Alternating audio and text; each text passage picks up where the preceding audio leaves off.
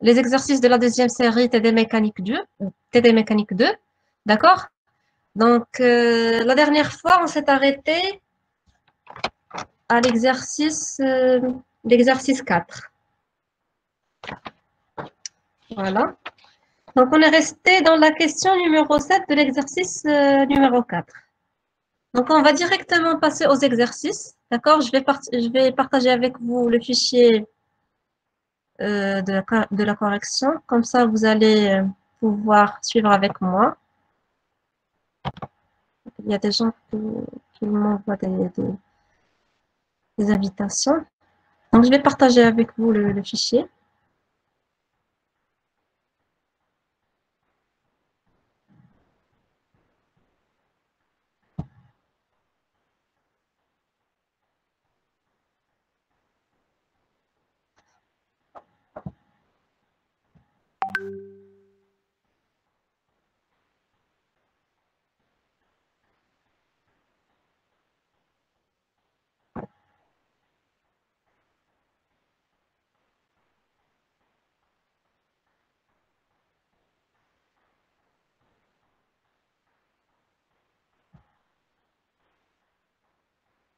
Est-ce que vous voyez le fichier correction? Oui. Oui? D'accord. Donc, la dernière fois, on s'est arrêté à la question numéro 7. Donc, attendez, il y a toujours des invitations que je reçois. Voilà. Donc, question numéro 7. Déterminer le rayon de courbure RC de la trajectoire. Donc, la dernière fois, qu'est-ce qu'on a fait? On a pu calculer le vecteur unitaire N, le vecteur normal N. Donc, ici, voilà le N. On a trouvé que le vecteur normal, il est égal à l'accélération normale à n sur le module de cette accélération. Donc, après calcul, on a trouvé que le vecteur unitaire normal n égale à moins sinus oméga t suivant i, moins cosinus oméga t suivant j et 0 suivant k. D'accord? Donc, et ainsi, qu'est-ce qu'on a déduit? On a déduit que le vecteur unitaire normal n, il est perpendiculaire à l'axe OZ. Ainsi, il appartient au plan OXY. Donc aujourd'hui, la septième question, elle porte sur le calcul du rayon de courbure RC de la trajectoire. Donc, comme ce qu'on a vu au cours, on a trouvé que l'accélération, donc voilà, l'accélération qui est égale à la somme d'une accélération tangentielle et une accélération normale. Donc, pour l'accélération tangentielle, elle est égale à la dérivée de la vitesse par rapport au temps, suivant le vecteur unitaire tangentiel. Et l'accélération normale est égale à la vitesse au carré sur le rayon de courbure, suivant le vecteur normal n. Ainsi, donc pour trouver le rayon de courbure, qu'est-ce qu'on va faire? On va tirer l'expression de ce rayon à partir de cette partie-là qui est égale à l'accélération normale qu'on a déjà calculée. Ainsi, l'accélération normale égale la vitesse au carré sur le rayon de courbure suivant n. Donc, si on fait la norme de cette expression-là, qu'est-ce qu'on aura? On aura le rayon de courbure égal à la vitesse au carré sur le module de l'accélération normale à n. Donc, après, bien sûr, calcul, qu'est-ce qu'on va trouver? Donc, la vitesse au carré, c'est le produit scalaire de la vitesse fois la vitesse, ou bien c'est le module de V au carré, égal à 16A oméga, A carré oméga carré exponentielle de oméga t. Ainsi, après le calcul, on va trouver le rayon de courbure qui est égal 8A exponentielle oméga t. D'accord? Donc, je pense que cette question, elle est claire et nette. Donc, on passe à la 8e question. Déterminer le vecteur unitaire B tel que le triplet taux NB et la base de freinée et montrer qu'il fait un angle constant avec l'axe OZ. Donc, on sait que la base de freinée qui est constituée du vecteur tangentiel taux, du vecteur normal N et d'un troisième vecteur B. Donc, ce troisième vecteur, donc, attendez, je vais accepter quelques invitations tout d'abord. Voilà. Donc, le vecteur B, c'est le vecteur par lequel on construit la base de freinée, donc taux NB. Ainsi, Donc, pour calculer le vecteur B, qu'est-ce qu'on va faire? On va faire le produit vectoriel du vecteur tangentiel tau et le vecteur normal n. D'accord? Donc, B égale taux vectoriel n. Et bien sûr, on va calculer le produit vectoriel comme ce qu'on a vu dans le premier chapitre. Donc, on a déjà les coordonnées du vecteur tangentiel tau. On a également les coordonnées du vecteur normal n. Ainsi, on va directement calculer le produit vectoriel avec la méthode classique. Et finalement, on trouvera que le vecteur B égale à racine de 3 cosinus oméga t suivant i, racine de 3 sinus oméga t suivant j, et moins 1 demi suivant k. Donc, la deuxième partie de cette question, montrer qu'il fait un angle constant avec l'axe OZ. Donc, c'est clair. Donc, ici, on voit que le vecteur B a une composante constante suivant l'axe Z. Ainsi, on peut dire que le vecteur B, il forme un angle constant avec l'axe OZ. Et voilà, donc pour trouver cet angle-là, qu'est-ce qu'on va faire? On va calculer le produit scalaire du vecteur B avec le vecteur K, donc, qui est égal à moins 1 demi. Donc, le cosinus directeur du vecteur B, suivant K, il est égal à moins 1 demi. Ainsi, on peut tirer l'angle formé entre B et K. Donc, bêta est égal à 2 pi sur 3. Donc, on a un cosinus qui est égal à moins 1 demi. Ainsi, l'angle est égal à 2 pi sur 3. D'accord? Donc, il n'y a pas de questions jusqu'ici? Madame, juste la 8e Oui. question. C'est racine de 3 sur 2, non? Je ne vous entends pas. Dans la 8e question, c'est racine de 3 sur 2 cos WT et moins racine de 3 sur 2 sinus WT. B. Vecteur unitaire B. Le vecteur B?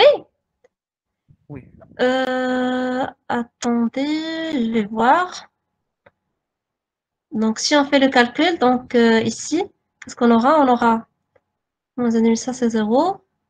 Oui, vous avez raison. Oui, oui, ici c'est racine de 3 sur 2. C'est Mais vrai. la deuxième, c'est moins racine de 3 sur 2. C'est moins. Oui, Il y oui, a oui. moins. Attends, je vais vérifier. Est-ce qu'il y a un signe moins? Donc, pour la deuxième, on va faire. Donc, ici c'est 0. Ici, voilà, moins racine de 3 sur 2.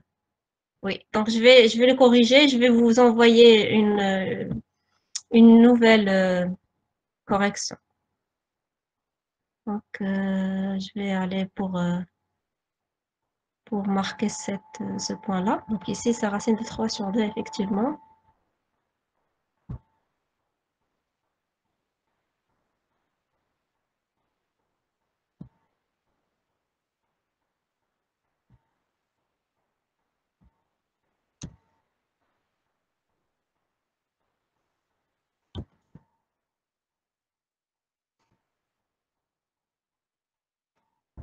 Donc, voilà, je l'ai corrigé. Donc, après, je vais vous envoyer le fichier avec cette correction-là. Donc, merci, monsieur.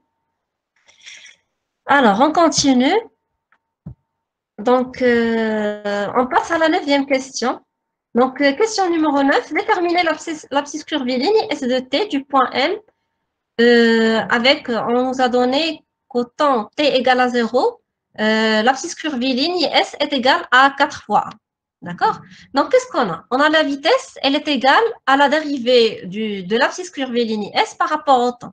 Ainsi, on peut tirer l'expression de cette abscisse-là en faisant l'intégrale du vecteur vitesse fois dt. Donc, si on fait l'intégrale du vecteur vitesse, donc qui est égal à 4a oméga exponentielle oméga t, suivant dt, qu'est-ce qu'on trouve? On trouve que l'abscisse curviligne S est égale à 4a exponentielle oméga t plus une constante. Donc, on nous a donné qu'à l'instant t égale à 0, l'abscisse curviligne est égale à 4a. Donc, si on remplace ici par 4a, qu'est-ce qu'on va trouver? On va trouver que 4a est égal à 4a plus c. Donc, ce qui donne que la constante c est égale à 0. Et finalement, on trouve que l'abscisse curviligne S égale à 4a exponentielle oméga t. Donc, on passe à la 10e question. Donc, question numéro 10. soit N la projection du point M dans le plan X ou Y. Donc, qu'est-ce qu'on nous a donné? On nous a donné un point N qui est la projection. Donc, la projection du point M dans le plan X ou Y. Ainsi, dans cette partie-là, nous allons travailler dans un plan et non pas dans un espace 3D. Plutôt, on va travailler dans un espace bidimensionnel, donc qui est X ou Y. Alors, première question, déterminer les coordonnées polaires du point M. Donc, les coordonnées polaires du point M, ils sont égaux aux coordonnées polaires du point M. Pourquoi? Parce qu'effectivement, le point N, c'est la projection du point M dans le plan X ou Y. Donc, pour calculer le ρ, donc ρ du point N est égal à la racine carrée des coordonnées du point M, qui est xm au carré plus ym au carré. Et également pour l'angle phi, donc phi est égal à tangente moins 1 de ym sur xm. Donc, si on remplace le xm et le ym par leur expression, on va trouver que le ρn égale racine de 2 à exponentielle oméga t. Donc, on a déjà le x, on a déjà le y, ainsi de suite. Donc, on peut calculer ρ. Et phi, qu'est-ce qu'on va faire? On va calculer, bien sûr, la tangente moins 1 de ym sur xm. Donc, on a ym égale à cosinus oméga t. Donc, après, bien sûr, simplification de a exponentielle oméga t, on aura cosinus oméga t moins sinus oméga t sur cosinus oméga t plus sinus oméga t. Donc, si on divise par cosinus oméga t, on va trouver 1 plus tangente oméga t sur 1 moins tangente oméga t. Donc, bien sûr, après simplification, on va trouver que cette expression-là égale à la tangente de pi sur 4 moins oméga t. Et finalement, phi égale à pi sur 4 moins oméga t. Donc, la question B, représenter l'allure de la trajectoire du point N. Donc, pour trouver l'allure de la trajectoire, on doit tout d'abord essayer de savoir les coordonnées, ou bien on va essayer de tracer cette courbure-là. Donc, je vais accepter. Alors, pour tracer, bien sûr, cette courbe, qu'est-ce qu'on va faire? On va remplacer le oméga t par plusieurs angles et on va calculer l'angle phi et le rayon ρ. Donc, si oméga t égale à 0, donc phi égale à pi sur 4.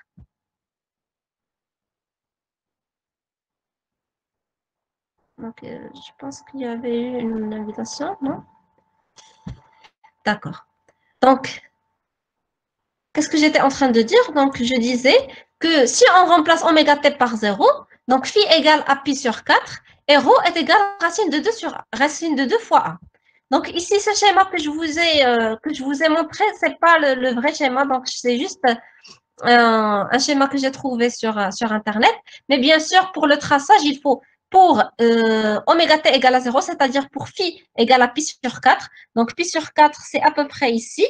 Le rayon est égal à racine de 2 fois a. Donc, normalement, on aura un point ici. Donc, on passe à oméga t ou bien à phi égale à 0. Donc, ici, phi égale à pi sur 4, le point, il est là. Pour phi égale à 0, c'est-à-dire là, donc, ρ est égal à racine de 2 fois a exponentielle oméga pi sur 4. Donc, on va tracer également le deuxième point et ainsi de suite. Après, qu'est-ce qu'on va trouver? On va trouver qu'on est en train de dessiner une spirale. Donc, la forme de la trajectoire, elle est sous forme d'une spirale. Déjà, quand vous voyez que le rayon ρ, il est en train de grandir par rapport à phi, donc en variant l'angle phi, le rayon, il était en train de grandir. Donc, automatiquement, vous allez réfléchir qu'il s'agit d'une trajectoire spirale. D'accord? Donc, on a terminé l'exercice numéro 4. Donc, si vous avez des questions, avant de passer au 5e exercice. Madame, pour le calcul de phi. Oui. Oui, c'est quoi la question par rapport au calcul de phi? Pour le passage de... Est-ce que YM et XM sont des données? On a Oui, déjà... oui, on les on a a- déjà. Donc, au début de l'exercice, on a X. Donc, on a un point matériel M est repéré dans le référentiel ROX et Y par ses coordonnées. Et on vous a déjà donné les coordonnées du point M. Donc, on a déjà le X et on a déjà le Y au début de l'exercice. Donc, si on Et, remplace, on va trouver cette expression-là. et pour le passage de 1 plus tangente oméga t sur 1 moins tangente oméga t à l'autre expression, c'est une formule juste de Trigo, je pense. Oui, oui, oui, effectivement. Donc, quel est l'élément qui est dont la tangente est égale à pi sur 4? Quel est l'angle ou bien, voilà, l'angle qui dont la tangente est égale à 1? Pi sur 4. Voilà, pi sur 4. Donc ici, qu'est-ce qu'on va trouver? On va trouver tangente pi sur 4 plus tangente oméga t sur tangente pi sur 4 moins tangente oméga t. Donc, avec simplification, on va trouver que c'est la tangente de pi sur 4 moins oméga t. D'accord? D'accord, madame, merci. Je vous en prie. Donc, il n'y a pas d'autres questions pour passer au 5e exercice? Donc, comment on a fait pour passer de racine de xm au carré plus ym au carré à racine de 2 à exponentielle double Donc, on a déjà le x. X égale à combien? A exponentielle oméga t pour cosinus oméga t plus sinus oméga t. Et y égale A exponentielle oméga t pour cosinus oméga t moins sinus oméga t. N'est-ce pas? Oui, Donc, qu'est-ce qu'on va trouver? On va trouver donc xm au carré plus ym au carré. On aura déjà donc l'expression A exponentielle oméga t. On va factoriser par A exponentielle oméga t, d'accord? Qu'est-ce qui va nous rester? Il va nous rester une expression, donc cosinus oméga t plus sinus oméga t au carré, plus cosinus oméga t moins sinus oméga t au carré. N'est-ce pas? oui, Donc, après le calcul, qu'est-ce qu'on va trouver? On va trouver cosinus carré plus sinus carré plus 2 cosinus oméga t sinus oméga t. Et l'autre expression, on aura cosinus carré plus sinus carré moins 2 cosinus sinus oméga t. Donc, 2 fois cosinus sinus, ils vont être éliminés. Donc, puisqu'on aura 2 cosinus oméga t sinus oméga t moins 2 cosinus oméga t sinus oméga t. D'accord? Et à la fin, qu'est-ce qu'on va avoir? On va avoir cosinus carré plus sinus carré 2 fois. C'est-à-dire 2 cosinus carré plus sinus carré. Donc, cosinus carré plus sinus carré égale à 1. Donc, c'est la racine de 2. D'accord? d'accord. Oui, pour le tangente moins 1, 1 plus tangente WT, comment C'est une on a... expression trigonométrique. Parce que déjà, on a le point ou bien l'angle dont la tangente est égale à 1, c'est pi sur 4. Donc ici, c'est tangente pi sur 4 plus tangente oméga t sur 1 moins tangente pi sur 4 moins tangente oméga t. Donc, on peut exprimer cette formule-là par la tangente de pi sur 4 moins oméga t. D'accord. D'accord? Je vous en prie. Donc, il n'y a pas d'autres questions avant de passer à l'exercice numéro 5? Donc, je vais directement attaquer le 5e exercice. Alors, donc, exercice numéro 5. Par rapport à un repère fixe, R, O, X, Y, Z, muni de la base OND, donc orthonormé direct, IJK, on considère un point mobile M repéré par ses coordonnées sphériques R, θ, phi, tel que R égale A fois T au carré, θ est égal à oméga 1 fois T et phi égale oméga 2 fois T, où A, oméga 1 et oméga 2 sont des constantes. Donc, la question, c'est d'exprimer dans la base sphérique R, E, θ, E, phi, la vitesse et l'accélération du point M.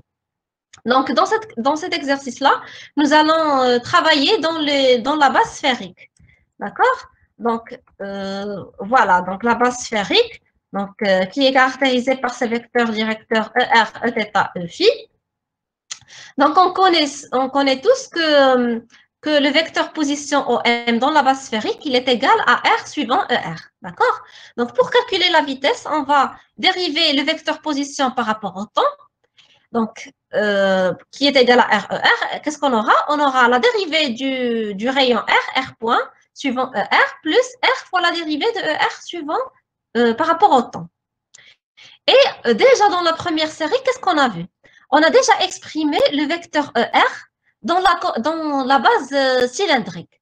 Et on a trouvé que le vecteur ER égale sinus θ cosinus phi suivant I, plus sinus θ sinus phi suivant J, plus cosinus θ suivant K.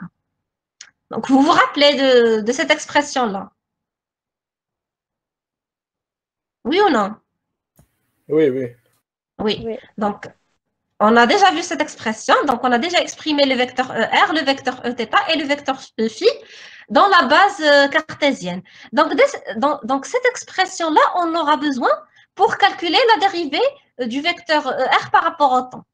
Donc, si on calcule la dérivée de ce vecteur par rapport au temps, qu'est-ce qu'on aura?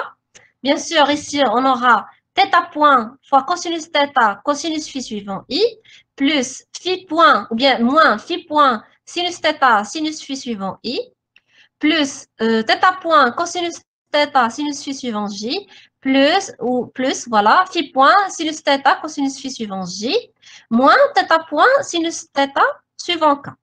Donc, après simplification, qu'est-ce qu'on va trouver? On va trouver que la dérivée du vecteur ER par rapport au temps égale à θ point suivant Eθ plus phi point sinus θ suivant Eφ. D'accord? Donc, on va remplacer cette expression-là dans le vecteur vitesse. Donc, V est égal R point suivant ER plus R fois θ point suivant Eθ plus phi point sinus θ suivant Eφ. D'accord? Donc, c'est l'expression du vecteur vitesse dans les coordonnées sphériques. Donc, pour le calcul de l'accélération, donc l'accélération qui est égale à la dérivée de la vitesse par rapport au temps. Donc, on va dériver cette expression-là par rapport au temps. Qu'est-ce qu'on aura?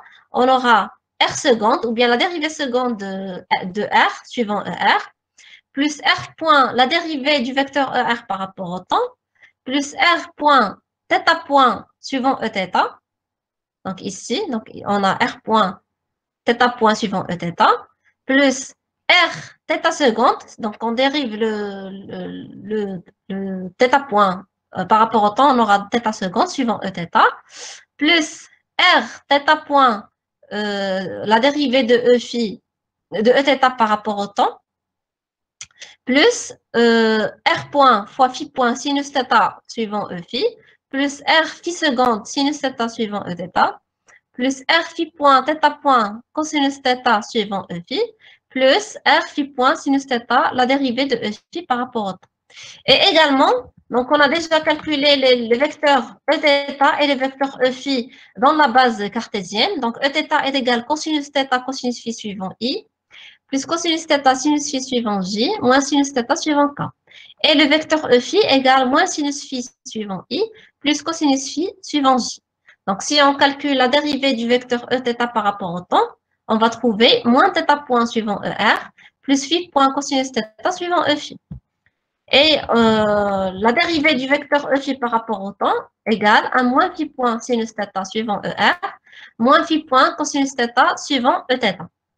Donc, si on remplace ces différentes expressions dans l'accélération ou bien dans l'expression de l'accélération, qu'est-ce qu'on va trouver? Donc, finalement, on va trouver que l'accélération a les coordonnées suivantes. Donc, R seconde moins R point θ point au carré moins R phi point sinus θ au carré, suivant I, 2R point θ point plus R θ seconde moins R phi point au carré sinus θ cosinus θ suivant J, 2R point phi point sinus θ plus 2R θ point phi point cosinus θ plus R phi seconde sinus θ suivant K. D'accord? Donc, bien sûr, ici, vous pouvez remplacer le R par A fois T au carré et θ par oméga 1 fois T, ainsi que phi par oméga 2 fois T. Donc, si, par exemple, le R point égale à 2A fois T, θ point est égal à oméga 1 et phi point est égal à oméga 2 et ainsi de suite. Donc, vous pouvez exprimer les coordonnées de l'accélération en remplaçant r, θ et phi par leur expression. D'accord?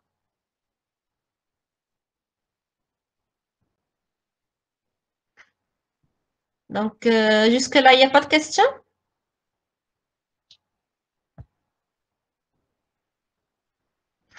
Est-ce qu'il y a des questions concernant le 5e exercice?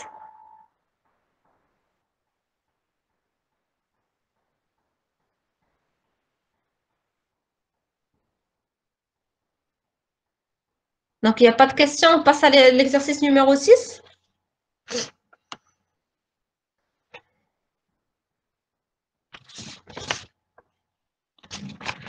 Donc, on passe à l'exercice numéro 6. Donc, dans cet exercice, on a un mouvement d'un point d'une roue. Donc, comme vous voyez, on a ici une roue qui effectue un mouvement, circulaire, d'accord, selon l'axe OX. Donc, une roue circulaire de rayon A et de centre C. Donc, le centre de la roue, c'est le point C. Roule sans glissement sur OX, c'est-à-dire elle roule sans faire des glissements suivant OX tout en restant dans le plan OXY.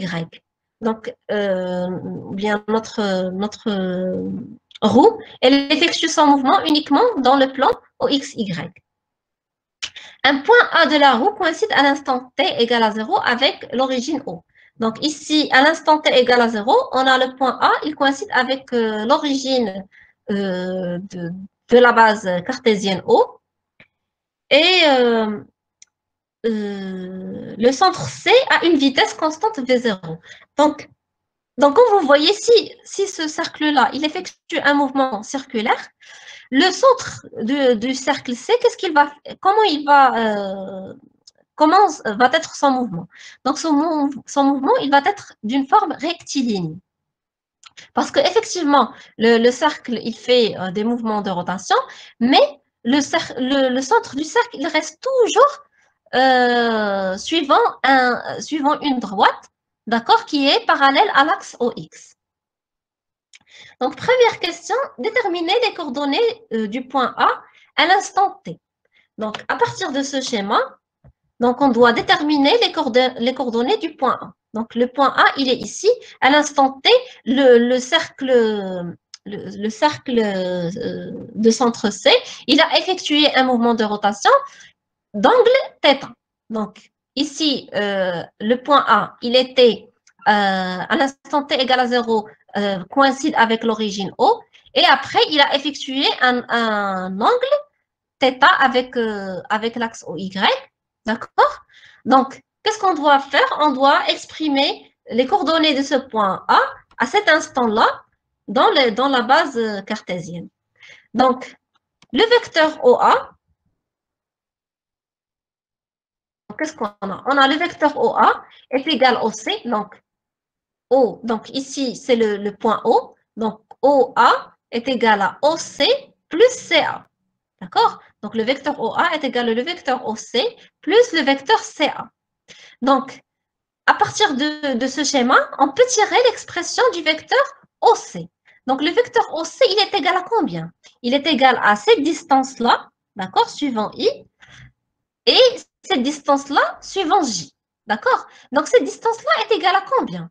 Puisque le point C, il effectue un mouvement rectiligne uniforme de vitesse V0, donc, cette distance-là est égale à combien? Est égale à V0 fois T. Vous connaissez la relation, la vitesse est égale à la distance sur le temps. Oui? Oui. Oui. Donc, on a la vitesse est égale à la distance parcourue par le point sur le temps. Donc, la vitesse, ou bien la distance qu'a effectué le point C est égale à combien? Est égale à la vitesse fois le temps effectué qui est T. Donc, on aura OC, donc cette distance-là est égale à V0 fois T. Et cette distance-là, c'est-à-dire entre ce point-là et ce point-là, on a A, puisque le rayon du cercle est égal à A.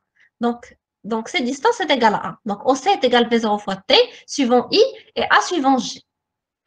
Pour le vecteur CA, donc qui est celui-là, donc CA, Madame, s'il vous plaît, avant de passer, oui, où est-ce qu'il est placé le point O? le point O, il est là. Donc, à l'instant T égale à 0, on a dit que le point A, il coïncide avec le centre de la base OIJ. Donc, ici, le O. D'accord? Donc, c'est à l'instant T égale à 0, A coïncide avec O. Et pour son abscisse, pour Son abscisse, c'est de 0. OC. 0, 0. Donc, toujours, l'origine du repère, elle a comme coordonnée 0, 0. Et pour non, l'abscisse de OC. L'abscisse de OC. OC, c'est V0 fois T. Donc, pourquoi c'est O0 fois T? Donc, ici, donc ça, c'est le vecteur OC. D'accord? Donc, ça, c'est le vecteur OC. Donc, pour trouver son abscisse, qu'est-ce qu'on va faire? On va faire la projection de ce vecteur sur l'axe OX. D'accord? Donc, si on fait la projection, qu'est-ce qu'on aura? On aura cette distance entre A, ici, et ce point-là. D'accord? Et cette distance, c'est la distance qu'a parcouru le centre du cercle C. À partir du T égale à 0 jusqu'à l'instant T. Et puisqu'on a dit que le point C, ou bien le centre de la roue, il effectue un mouvement rectiligne uniforme de vitesse constante V0, donc cette distance-là est égale à V0 fois T. D'accord? D'accord, madame, merci. C'est clair? Je vous en prie. Oui, c'est clair. Donc, on passe au vecteur CA. Donc, le vecteur CA, c'est celui-là. C'est celui-là. Donc, l'abscisse du vecteur CA, donc cette distance-là, si on fait la projection du point A sur l'axe OX, on va trouver que c'est cette distance-là. Donc, comment on va calculer cette distance? Donc, on a cet angle-là est égal à θ. Donc, cet angle-là qui reste entre l'axe OY et le vecteur OC, donc cet angle-là, c'est pi moins θ. D'accord? Donc, si on fait ici, donc cet angle-là qui va nous rester là, c'est θ. Donc, l'abscisse du vecteur CA, c'est quoi? C'est moins sinus θ, ou bien c'est moins A sinus pi moins θ. Donc, c'est égal à moins A fois sinus θ. Puisque CA, il a comme distance égale à A, c'est le rayon du cercle. Donc, on aura A, plutôt moins, puisqu'il est dans le sens inverse. Donc, moins A fois sinus θ. D'accord? Et pour la projection du vecteur CA sur OY, qu'est-ce qu'on va faire? On va faire, donc c'est cette distance-là. Donc, cette distance-là, puisque ici, on a l'angle pi moins θ, d'accord? Donc, ici, c'est, voilà, donc ici, c'est pi moins θ. Donc, on aura A fois cosinus pi moins θ. Et cosinus pi moins θ est égal à moins cosinus θ. Donc, on aura moins A fois cosinus θ. D'accord? Est-ce que c'est clair pour le vecteur OC? Oui, c'est clair. C'est clair? Très bien. Donc, si on remplace ces expressions dans cette relation-là, qu'est-ce qu'on va trouver? On va trouver que le vecteur OA est égal à V0t moins A sinus θ suivant I et A moins A cosinus θ suivant J. Donc, on peut factoriser par A et on aura A fois 1 moins cosinus θ suivant J. Donc, ça, c'est la première question. Donc, deuxième question. Calculer le module du vecteur. Donc, ici, il manque vitesse. Donc, essayez de modifier. Donc, dans la question numéro 2, calculer le module du vecteur vitesse de A et étudier ses variations au cours du temps. Donc, ce n'est pas calculer le module du vecteur de A. Donc, calculer le module du vecteur vitesse. Donc, du vecteur vitesse du point A et étudier ses variations au cours du temps. Donc, la première des choses, c'est qu'on doit calculer le vecteur vitesse du point A. Donc, le vecteur vitesse est égal à la dérivée du vecteur position OA par rapport au temps. Donc, on a déjà calculé le vecteur position OA qui a les coordonnées suivantes. Ainsi, on va dériver cette expression-là par rapport au temps. Qu'est-ce qu'on aura? On aura V0 moins A θ point fois cosinus θ suivant I et A fois θ point sinus θ suivant J. Donc ça, c'est l'expression de la vitesse. Et puis, on peut, pour trouver, donc ici dans cette question, qu'est-ce qu'on nous a demandé? On nous a demandé de trouver la variation de la vitesse au cours du temps. C'est-à-dire, on doit trouver une expression de la vitesse en fonction du temps. Donc ici, on a trouvé l'expression de la vitesse en fonction de θ. Donc, qu'est-ce qu'on a? On a dit que la roue, elle roule sans glissement sur OX. Qu'est-ce que cela veut dire? Cela veut dire que lorsque la roue effectue un mouvement circulaire de vitesse θ point, donc le point C, il effectue une vitesse linéaire V. D'accord? Donc, on peut trouver la relation entre V et θ point. Donc, V0 est égal à A fois θ point. Θ point, c'est la vitesse angulaire du cercle. D'accord? Donc, on peut tirer l'expression de θ point qui est égale à la dérivée de θ par rapport au temps est égale à V0 sur A. Et on peut exprimer θ en fonction du temps si on intègre cette expression-là. Et on va trouver que θ égale V0 sur A fois T plus θ0.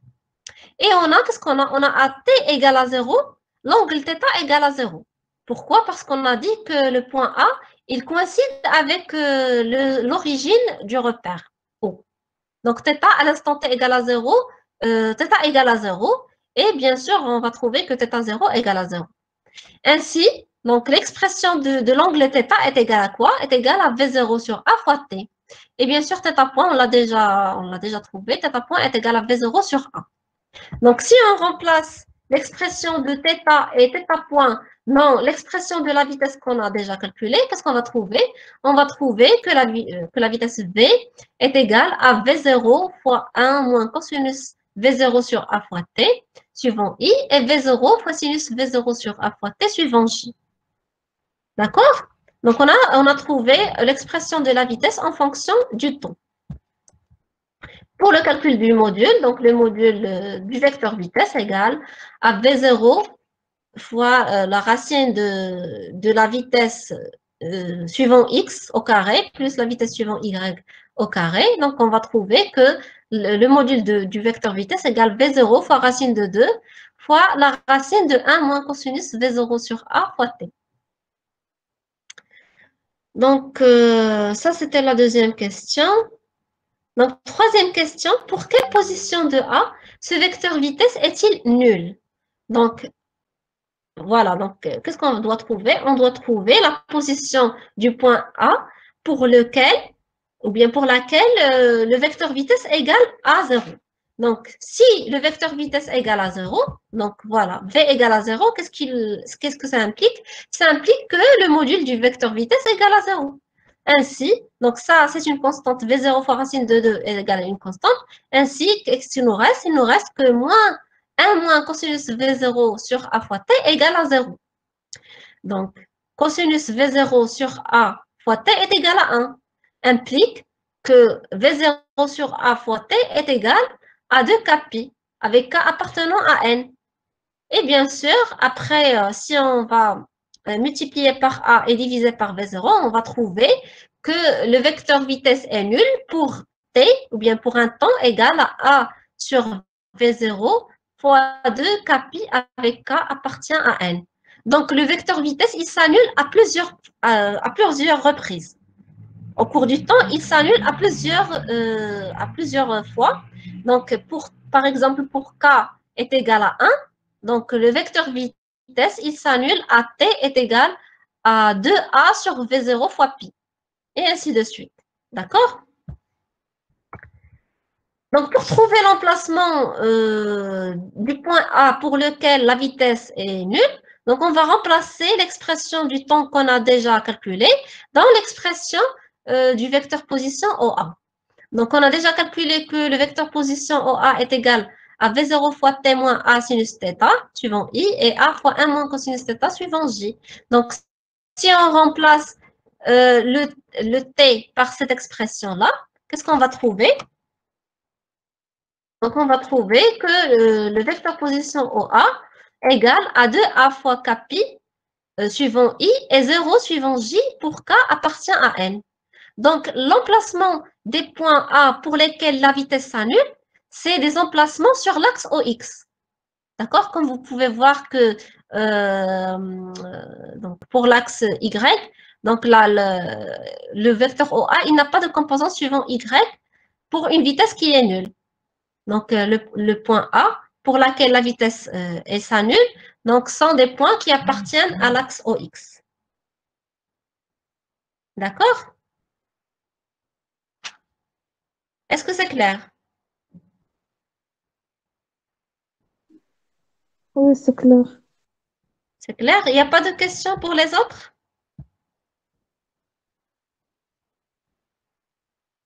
Si vous n'avez pas compris quelque chose, je peux reprendre.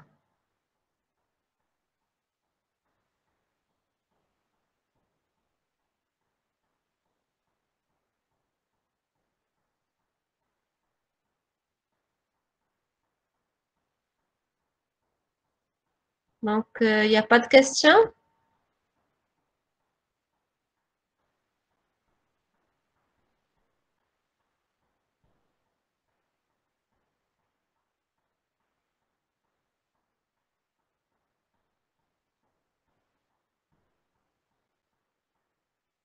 Je passe à l'exercice numéro 7. Donc, normalement, il faut y avoir des questions pour les autres. Je ne vous entends même pas.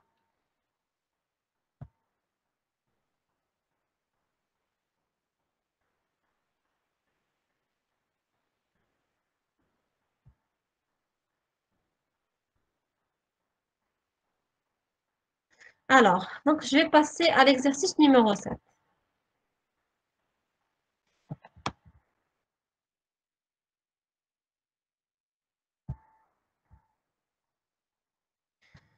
Donc, exercice numéro 7. Qu'est-ce qu'on a? On a un mouvement de rotation. Donc, le rotor d'une machine tourne à 1200 tours par minute. À l'instant t égale à 0, il est soumis à une accélération angulaire alpha seconde supposée constante jusqu'à l'arrêt complet. Il s'arrête en 300 tours. Donc, le rotor d'une machine, c'est-à-dire, par exemple, c'est un moteur. C'est un moteur qui effectue un mouvement de rotation. C'est pour cela qu'on l'appelle un rotor. Qui tourne à 1200 tours par minute, donc à l'instant ou bien au début, donc la vitesse angulaire, c'est 1200 tours par minute. Donc à l'instant t égale à 0, il est soumis à une accélération angulaire qui est constante. Donc à l'instant t égale à 0, l'accélération est constante jusqu'à l'arrêt. Donc elle reste constante jusqu'à l'arrêt et il s'arrête en 300 tours. Donc pour qu'il s'arrête, il faut qu'il fasse 300 tours avant de s'arrêter. Donc, première question, donnez les équations horaires de alpha point et alpha. Donc, qu'est-ce qu'on a? On a l'accélération qui est alpha seconde est égale à une constante. Donc, voilà, on a alpha seconde égale à une constante qu'on va noter C, d'accord? Donc, on peut faire intégrer cette expression-là pour trouver le alpha point. Donc, si on intègre par rapport au temps, qu'est-ce qu'on va trouver? On va trouver que alpha point est égal à C fois T, C fois T plus une constante qui est quoi? Qui est la vitesse initiale. C'est alpha point 0. D'accord? Et qu'est-ce qu'on vous a donné? On vous a donné que cette vitesse est égale à 1200 tours par minute.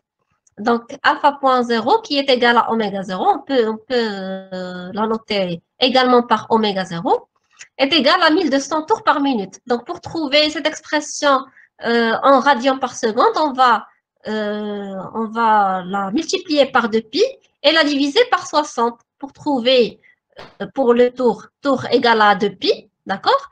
Et minute égale à 60 secondes. Donc, finalement, on va trouver que alpha point 0 est égal à 40 pi radians par seconde. Donc, si on remplace dans l'expression de alpha point, qu'est-ce qu'on va trouver? On va trouver que alpha point est égal à C fois T plus 40 pi.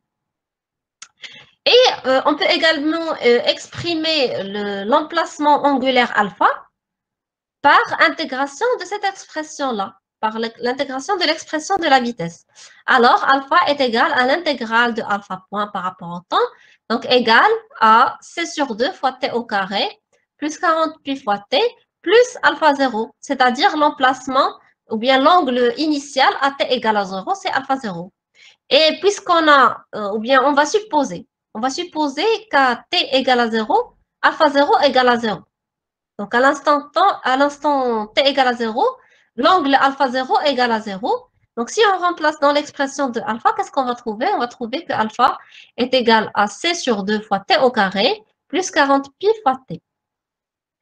Donc, ici, vous pouvez vous arrêter ici, ainsi que vous pouvez exprimer la constante c en fonction de alpha point. Donc, ici, donc qu'est-ce qu'on a? On a alpha point est égal à c fois t plus alpha point 0. Donc, alpha point 0 qui est 40 pi. Donc, on peut exprimer la constante c qui est, qu'est-ce qu'on va faire? On va faire alpha point moins alpha point 0, donc voilà, et on va diviser par le temps. Donc, l'expression de la constante c égale à alpha point moins alpha point 0 sur t. Et si on remplace cette expression dans la relation de alpha, on va trouver que alpha est égal à alpha point moins alpha point 0 sur 2 fois t, plus alpha point 0 fois t. Donc, on peut simplifier cette expression-là, puisqu'on a ici alpha point 0 fois t et ici moins alpha point 0 sur 2 fois t, on aura que alpha est égal à alpha point plus alpha point 0 sur 2 fois t. Donc, ça, c'est l'expression de l'emplacement angulaire alpha, en fonction du temps. Madame, Oui, on peut supposer que alpha 0 n'est pas égal, est différent de 0. oui, oui. Mais généralement, si vous posez que alpha 0 est égal à 0, ça va simplifier un petit peu le calcul. D'accord? Mais généralement, c'est pas obligatoire que alpha 0 soit 0. D'accord? Oui, d'accord, merci. Je vous en prie. Madame, l'accélération angulaire. Oui. شنو la signification ديالها؟ Parce que ici, qu'est-ce qu'on a? On a un mouvement de rotation. Donc, on n'a pas une vitesse linéaire, mais on a une vitesse qui est angulaire. Parce que le rotor, ou bien, donc le rotor, c'est comme un moteur. C'est un dispositif qui effectue des mouvements circulaires. D'accord? Donc, toujours, qu'est-ce qu'on a? On a un déplacement angulaire. Donc, le point, par exemple, un point A, il effectue un angle, quand il se déplace, il effectue un déplacement sous forme d'angle et non pas de distance linéaire. C'est pour cela que pour un mouvement circulaire, vaut mieux de considérer la vitesse angulaire. Parce qu'effectivement, ils font des déplacements sous forme d'angle. D'accord, madame, merci. D'accord? Je vous en prie.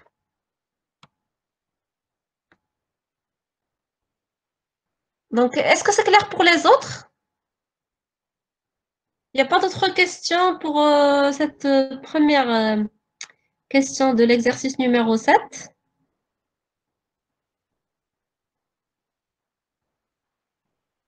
Donc, je passe à la deuxième question.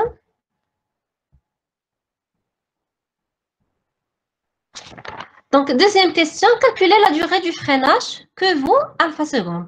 Donc, la première partie de cette question, c'est de calculer la durée de freinage. Donc, la durée de freinage, qu'est-ce qu'on nous a dit? On nous a dit qu'à l'arrêt complet, c'est-à-dire, effectivement, c'est le freinage. Le freinage, c'est pour, quand la machine, elle se freine, pour que le mouvement s'arrête.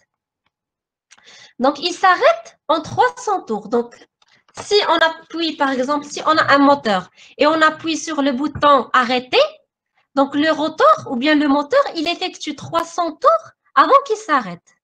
D'accord? C'est ça, c'est ce que signifie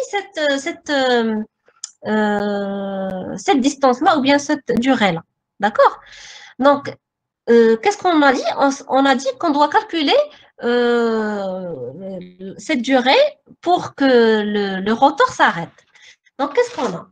On a le rotor s'arrête. Qu'est-ce que cela veut dire? Cela veut dire que la vitesse est égale à 0.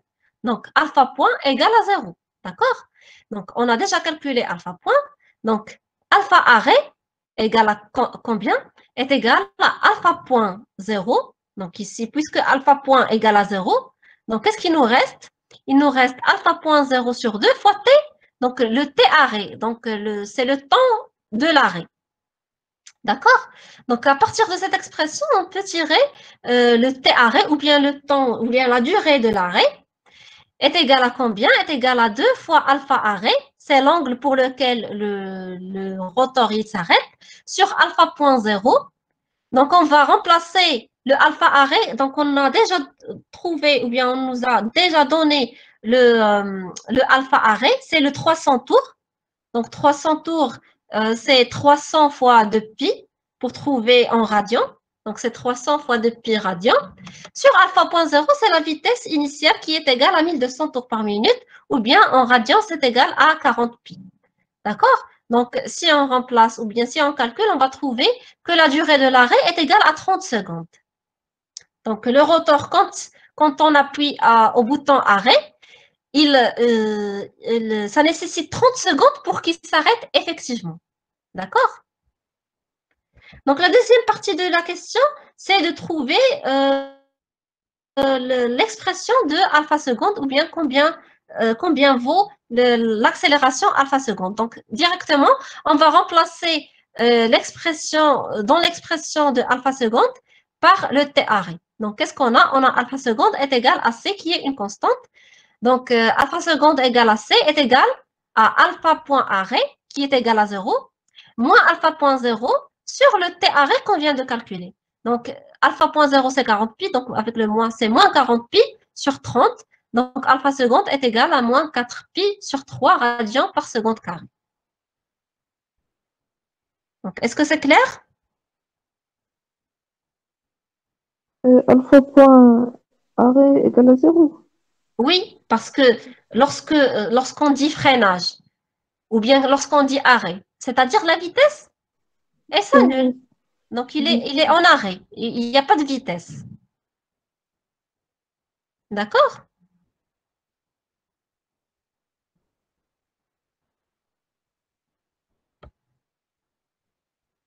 Pour les autres, il n'y a pas de réaction parce que je vois, il n'y a que des personnes qui sont en train de réagir avec moi.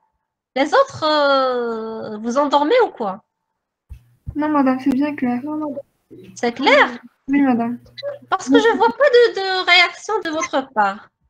C'est mieux de laisser ceux qui ne comprennent pas parler seuls. Oui, oui, bien sûr. Ah, d'accord, d'accord. Mais au moins, donc, lorsque je pose la question, est-ce que vous avez compris? Vous me dites oui. D'accord. Mais bien sûr, pour les autres, ils ont le droit ou bien n'importe quelle personne, il peut exprimer s'il n'a pas compris ou bien s'il a compris. D'accord? D'accord, madame. Alors, donc si c'est clair pour vous, donc je passe à l'exercice numéro 8. Alors, donc, dans cet exercice, on a également un mouvement de rotation et on a deux rotors. Donc, comme vous voyez dans ce schéma-là, donc on a deux rotors. Le premier rotor R1 et le deuxième rotor R2. Et ces deux rotors sont liés par quoi? Ils sont liés par une courroie. Donc, vous connaissez c'est quoi une courroie?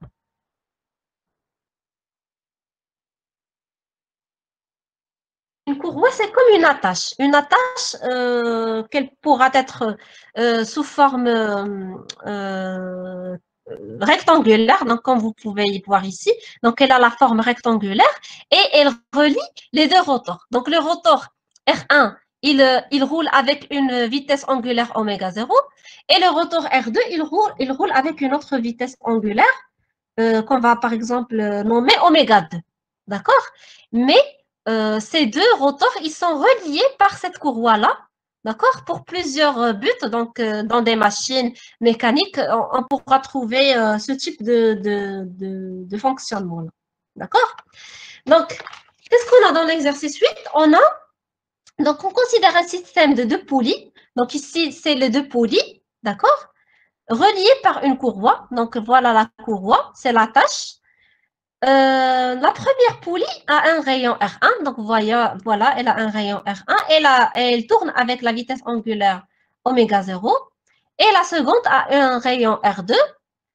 Donc, première question, calculez la vitesse angulaire de la seconde poulie. Donc, ici, on vous a donné la vitesse angulaire de la première poulie qui est égale à oméga 0, mais on ne connaît pas la vitesse angulaire de la deuxième poulie. Mais qu'est-ce qu'on nous a donné comme des données? On nous a donné le rayon de la première poulie R1, le rayon de la deuxième poulie R2 et la vitesse angulaire de la première poulie oméga 0. D'accord? Donc, première question, calculer la vitesse angulaire de la seconde poulie. Donc, qu'est-ce qu'on a? On a tout d'abord que la courroie, donc la courroie C, elle ne glisse pas sur les roues. Il n'y a pas de glissement de la courroie sur les deux roues. D'accord? Donc, qu'est-ce qu'on peut dire? On peut dire que lorsque C est en contact avec la première poulie, donc la vitesse linéaire de C, ou bien de la courroie, est égale à R1 fois oméga 0. Donc, vous connaissez cette relation-là. Vous l'avez déjà fait au lycée, quand vous étiez au lycée. Donc, qu'est-ce qu'on a? On a la courroie, elle glisse. Elle ne glisse pas plutôt. C'est-à-dire, elle effectue un mouvement rectiligne par rapport... donc, elle effectue un mouvement rectiligne. Par contre, la poulie 1, elle effectue un mouvement rotationnel. D'accord? Donc, la relation entre la vitesse linéaire de la courroie et la vitesse angulaire de la poulie, c'est quoi? C'est la norme de V est égale R1, le rayon de la poulie, fois la vitesse angulaire de la poulie qui est oméga 0. D'accord? De même, pour la deuxième poulie. Donc, lorsque la courroie elle est en contact avec la deuxième poulie, lorsque la deuxième poulie effectue un angle ou bien une vitesse angulaire oméga 2, la vitesse linéaire de la courroie égale à R2 fois oméga 2. Donc, à partir de ces deux expressions, on peut tirer l'expression de la vitesse angulaire oméga 2. Donc, on a R1 oméga 0 est égal à R2 oméga 2. Donc, oméga 2 égale à combien? Est égal R1 sur R2 fois oméga 0. D'accord? Donc, si on remplace avec les valeurs de R1, R2 et oméga 0, donc R1 égale à 5 et R2 égale à 30 cm et oméga 0 est égal à 180 radians par seconde. Donc, la vitesse angulaire oméga 2, après le calcul, on va trouver qu'elle est égale à 30 radians par seconde. Donc, vous voyez la différence. Donc, ici, la première poulie qui est petite, elle effectue une vitesse angulaire de 180, qui est presque 6 fois plus grande que la vitesse angulaire qu'effectue la deuxième poulie R2. D'accord? Donc, ça, c'était la première question. Donc, on passe à la deuxième question. La courroie porte une marque C. Donc, c'est un point qui est sur la courroie, c'est le point C. Calculez l'accélération du point C au cours du mouvement. Donc, au cours du mouvement, donc, on doit calculer l'accélération du point C. Alors, qu'est-ce qu'on va faire? On va subdiviser le mouvement en 3 parties. Donc, la première partie, c'est lorsque... Donc, je vais revenir vers le schéma. Donc, on va subdiviser le mouvement du point C en 3 parties. La première partie, c'est lorsqu'il est en contact avec la première poulie. D'accord? La deuxième partie, c'est lorsqu'il est en contact avec la deuxième poulie. Et la troisième partie, c'est lorsqu'il n'est pas en contact avec aucune des deux poulies. D'accord? C'est-à-dire lorsqu'il effectue un mouvement rectiligne. Donc, la première partie, lorsque C est sur la roue 1, c'est-à-dire lorsqu'il est en contact avec la roue 1, qu'est-ce qu'on a? On a l'accélération, c'est la dérivée de la vitesse linéaire par rapport au temps. D'accord? Donc, lorsqu'il est sur la première poulie, qu'est-ce qu'on a? La vitesse, elle est tangente à la poulie. D'accord? Donc, V, elle va être suivant le vecteur tangentiel ET. D'accord? Et V est égal à R1 oméga 0. Donc, la dérivée de V suivant ET par rapport au temps est égale à la dérivée de R1 oméga 0 suivant ET par rapport au temps. R1 oméga 0 sont des constantes. Donc, qu'est-ce qu'on aura? On aura R1 oméga 0 fois la dérivée du vecteur tangentiel ET par rapport au temps. Et la dérivée du vecteur ET par rapport au temps, il est égal à combien? Il est égal à moins ER. Pourquoi? Parce que le vecteur tangent, il est égal au vecteur Eθ. Donc, soit ici, soit vous mettez ET, ou bien vous pouvez mettre Eθ, si on considère les coordonnées polaires. D'accord? La dérivée de Eθ par rapport au temps est égale à moins θ point suivant ER. D'accord? Donc, c'est voilà le signe moins R1 oméga 0 fois oméga 0, c'est le θ point, suivant ER. D'accord? Donc, le module de l'accélération, lorsque le point C est sur la roue 1, égale à R1 fois oméga 0 au carré. Donc, après calcul, on va trouver qu'il est égal à 162 radians par seconde carré. Donc, ça, c'est le premier cas. Le deuxième cas, c'est lorsque le point C est sur la roue 2 ou bien il est en contact avec la deuxième roue. Donc, on aura la même chose. On aura que l'accélération est égale à d de v sur dt est égale à d de r2 fois oméga 2 suivant et par rapport au temps. Donc, égal à moins, donc dérivée de et par rapport au temps, c'est moins r2 oméga 2 au carré suivant er. ER, bien sûr, sur la deuxième roue. D'accord? Donc, après le calcul, on aura le module de l'accélération A est égal à R2 fois oméga 2 au carré, qui est égal à 270 radians par seconde carré. Et entre les deux roues, le mouvement, il est uniforme, c'est-à-dire sa vitesse est constante, ainsi que l'accélération est nulle entre les deux roues. D'accord? C'est clair jusque-là? مادام ما فهمت واحد الحاجة علاش فاش قلنا بأن لا كوروا elle ne glisse pas sur les poulies ما فهمتش لا signification ديالها لا signification ديالها الا كان ان غليسمون بحال كتبقى لاصقه على داك لابولي كتبقى لاصقه يعني ديك الساعه ما كيبقاش لو موفمون غير ديال لا سيركولاسيون ديال لا روتاسيون كيولي ان موفمون دو روتاسيون بلس ان موفمون دو غليسمون لو موفمون دو غليسمون بحال كتزلق على داك لابولي يعني كيولي عندها ان اوتر موفمون un autre mouvement autre que le mouvement de rotation que fait la poulie. Est-ce que tu as compris? Oh non, madame, je me suis. ما فهمتيش؟ لا ما فهمتيش. لو غليسمون شنو كنعنيو بلو غليسمون؟ كنعنيو باللي بحال داك لا كوروا كتبقى واحد شويه لاصقه على لا بولي. Donc, il y a un autre mouvement autre que la rotation. Normalement, ملي غيوقع ملي غتكون لا بولي ما كاينش غليسمون لا بولي غتبقى تدور naturellement sans effet. Mais si il y a un glissement بحال هذيك لا كوروا غتبقى تفخيلي لنا داك لا بولي. يعني يكون بحال واحد موفمون عندها روتاردي بارابور موفمون ديال فوالا غادي يبقى بحال ان بتي فريناج يعني غادي ما تخليهاش دير لا روتاسيون ديالها كوم يلفو. داكور مدام وي دي دو اوتو سور دي دو تي كيفاش جبرناه هو موان دبل في اوكا دبل في موان اوميغا 0 فوا او ار. علاش؟ حيت قلت لك دابا او تي لو فيكتور طونجون هو راه il est égal à le vecteur Eθ. Pourquoi? Parce qu'on a un mouvement de rotation circulaire. Donc, déjà on connaît que la dérivée de le vecteur Eθ par rapport au temps est égale à moins θ point fois ER. Θ point, il y a la vitesse angulaire. Donc, ici, on l'a nommé par oméga 0 ou bien oméga 2 pour la deuxième poulie. D'accord? Soit... دايما التونجونسيال هي Eθ بحال Eθ. لا ماشي دائما علاش هنايا في لو كا جوست في لو كا ديال ان موفمون كي سيركولار. مثلا si on considère un mouvement curviligne ET il est différent de Eθ. داكور هاد لو كا هذا غير حيتاش عندنا ان موفمون سيركولار. هنايا في لو موفمون سيركولار داك لو فيكتور طونجون qui égale le vecteur Eθ. D'accord, merci. D'accord? Je vous en prie.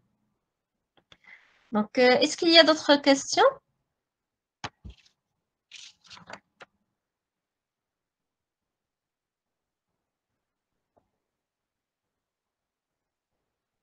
Donc, il n'y a pas d'autres questions? Donc, on passe au 9e exercice.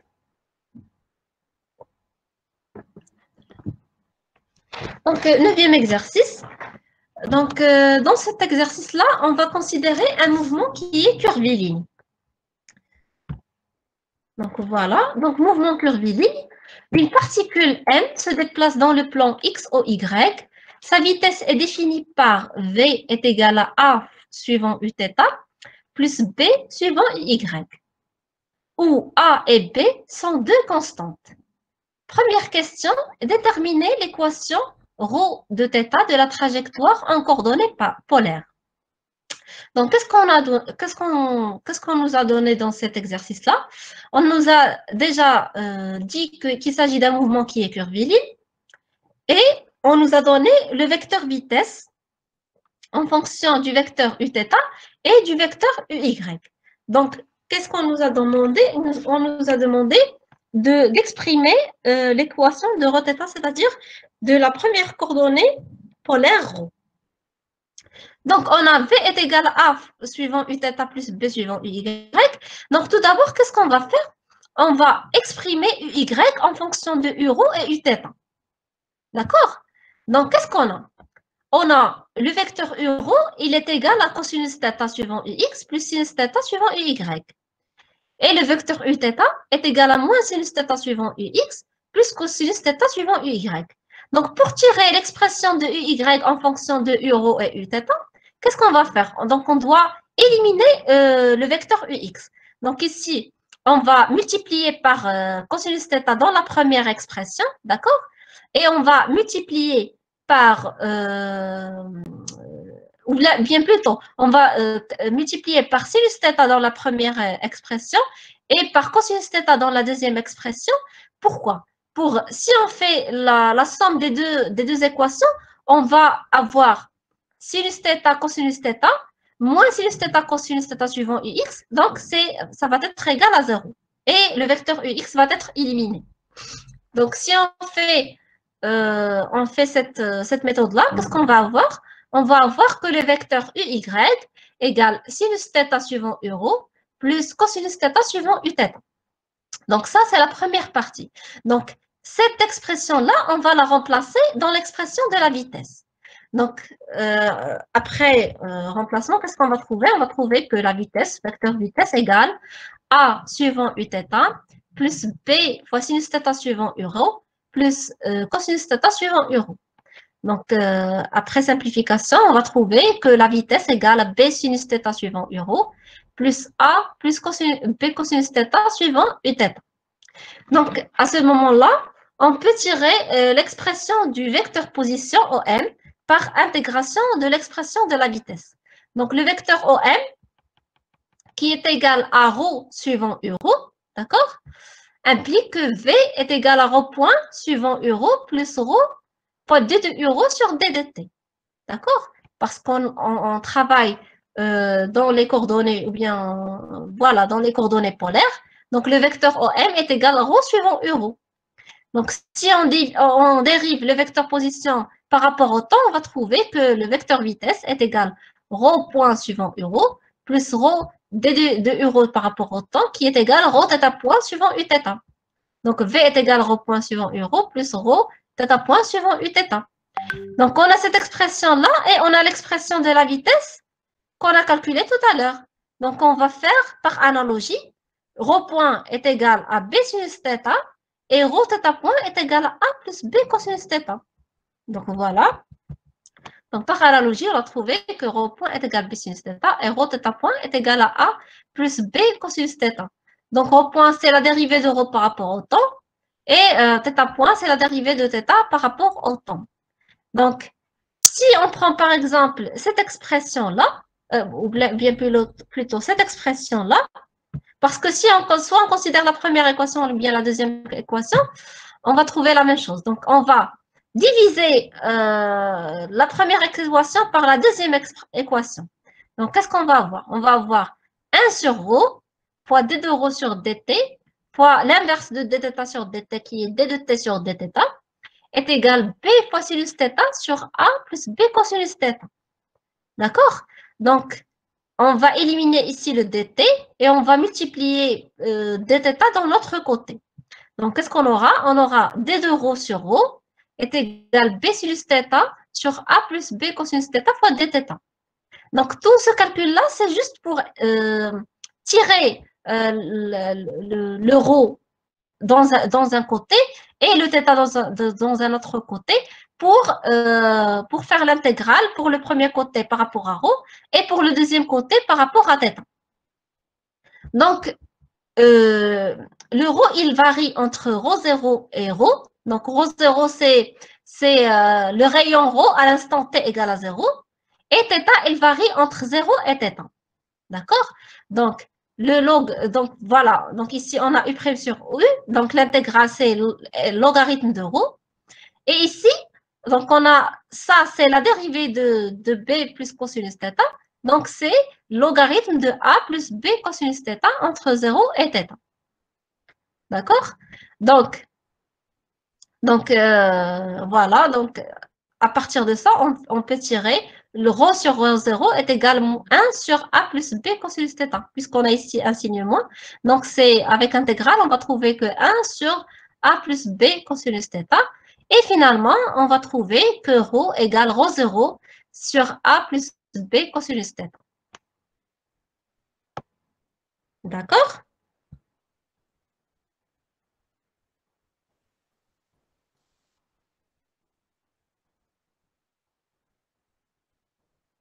Est-ce qu'il n'y a pas de question pour cette première question? Madame, pourquoi on a fait moins ln de A+? C'est pas ln, juste ln.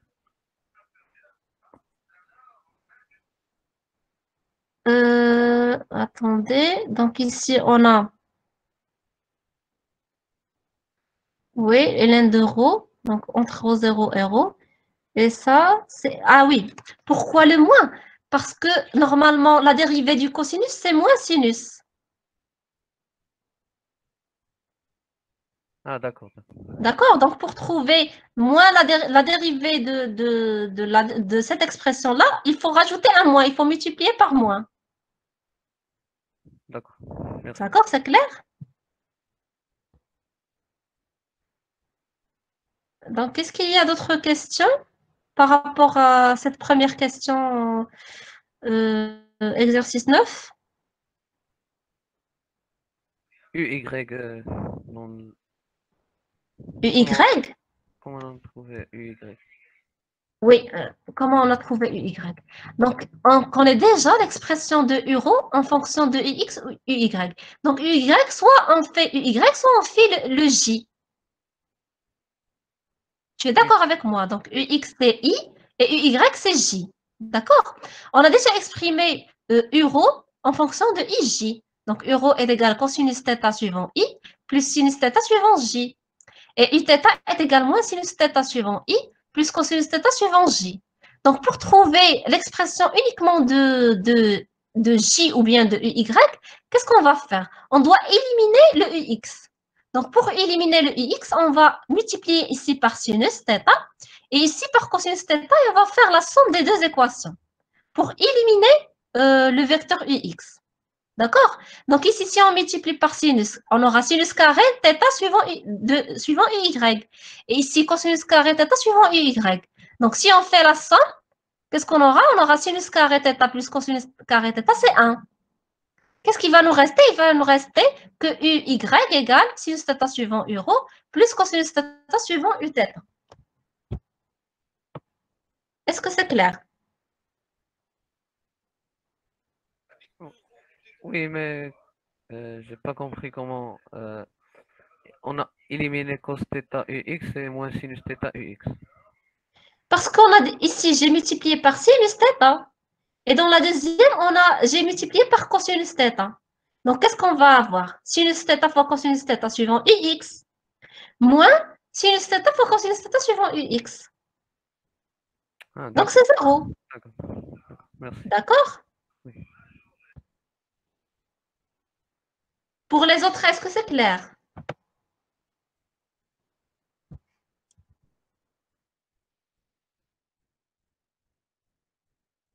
Donc, si c'est clair, je passe à la deuxième question. Voilà, donc deuxième question. Voilà. On choisit A est égal à 3B. Sachant que pour θ est égal à 0, l'abscisse du point N est 1 mètre, est égal à 1 mètre. Donnez l'expression de ρ ou de θ. Donc ça, c'est la première partie de la deuxième question. Deuxième partie, quelle est l'allure de la trajectoire dans le plan X, O, Y? Donc tout d'abord, qu'est-ce qu'on nous a donné? On nous a donné que A est égal à 3B. Et également, pour θ égale à 0, l'abscisse du point M est égal à 1 mètre. D'accord? Donc déjà, on va remplacer ρ donc on va remplacer A égale à 3B dans l'expression de ρ. Donc on a ρ est égal à ρ0 sur A plus B cosinus θ. Donc si on remplace A par 3B, donc on va factoriser par B et on aura ρ0 sur B fois 3 plus cosinus θ. D'accord? Le deuxième point, c'est que xm, ou bien l'abscisse du point M, est égal à ρ fois cosinus θ. Implique quoi? Implique que ρ est égal à cosinus θ sur xm. Donc, pour θ est égal à 0, ρ est égal à 1. D'accord? Donc, ρ0 est égal à combien? Est égal à 4b. Parce que si on remplace ici par ρ égale à 1, et ici, θ égale à 0, donc on aura 3 plus 1, c'est 4 fois b. Donc, ρ0, elle va être égale à 4b. Et voilà, donc on remplace ρ0, l'expression de ρ0 dans la formule de ρ. Qu'est-ce qu'on aura? On aura que ρ est égal à 4 sur 3 plus cosinus θ. Donc, si on factorise par 3 en bas, qu'est-ce qu'on aura? On aura 4 sur 3 sur 1 plus 1 sur 3 cosinus θ. Donc, la deuxième partie de cette question, quelle est l'allure de la trajectoire dans le plan X, O, Y?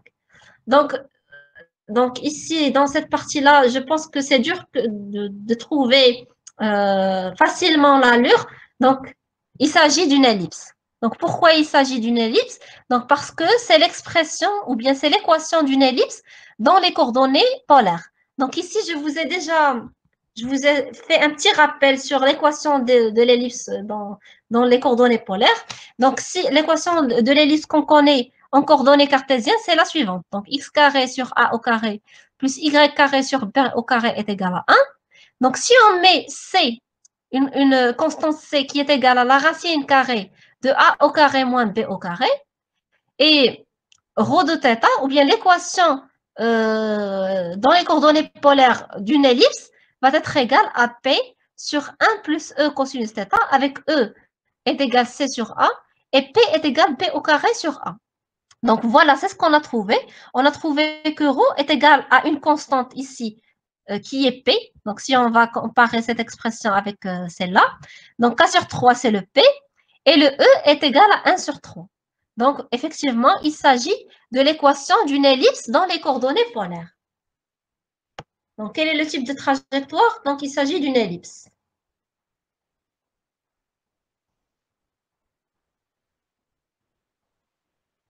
D'accord?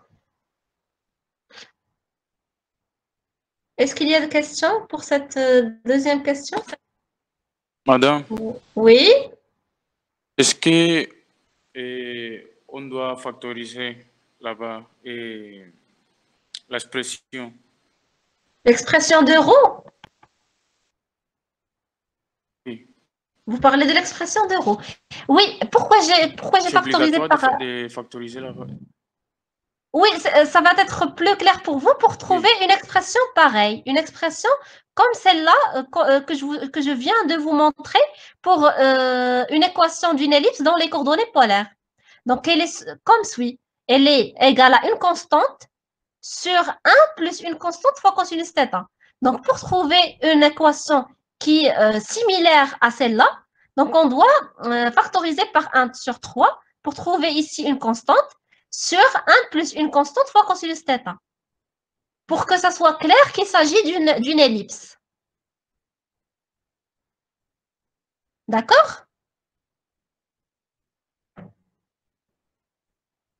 Est-ce que c'est clair? Est-ce que c'est OK? Oui, d'accord. Très Oui, bien. c'est OK. Oui. Madame, Oui? l'expression ρ égale à ρ0 sur b facteur de 3 plus cosinus θ. كما الكوسين θ عوضناه بواحد Ah, وعوضنا تو بواحد نفس oui. Oui, parce que, pourquoi? Parce que on a, qu'est-ce qu'on a? On a, c'est l'une des données de l'exercice. On a pour θ égale à 0, ρ égale à 1. D'accord? Donc, si on remplace θ par 0, on aura cosinus de 0 qui est égal à 1. Et ρ égale à 1. Donc, qu'est-ce qu'on aura? On aura ρ0 sur 3 plus 1 qui est 4. Donc, 4 fois b est égal à 1. Donc, ρ0 égale à combien? Est égal à 4 fois b. D'accord. D'accord? Est-ce qu'il y a d'autres questions?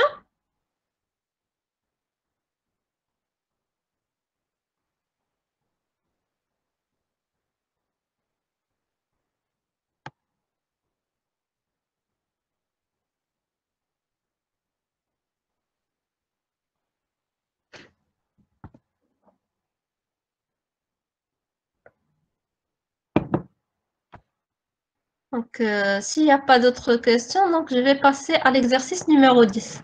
Donc, c'est le dernier exercice de cette série-là.